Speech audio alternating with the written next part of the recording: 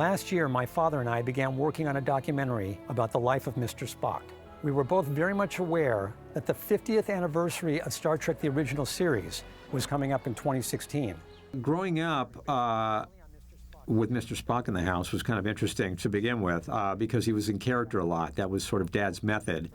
He had a lot of trouble getting out of character because Spock is a very demanding role in that there's not that much emotion really happening. It's not really in the script on the page for him to play. He had to bring a lot of himself and a lot of careful thought to the character. He talked a lot in his autobiography about the fact that he had to stay in character most of the time while they were filming the show, and a lot of time when he was at home. He was very reserved and and quiet and logical and thoughtful and kind of a little distant, quite frankly, sometimes.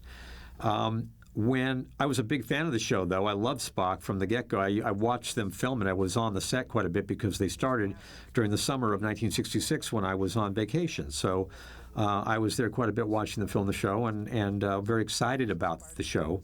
We were big fans of the show right away. Things got a little complicated when the show took off, and Mr. Spock was a very popular character immediately. We had a lot of paparazzi, a lot of photographers coming to the home to interview us and take pictures of us.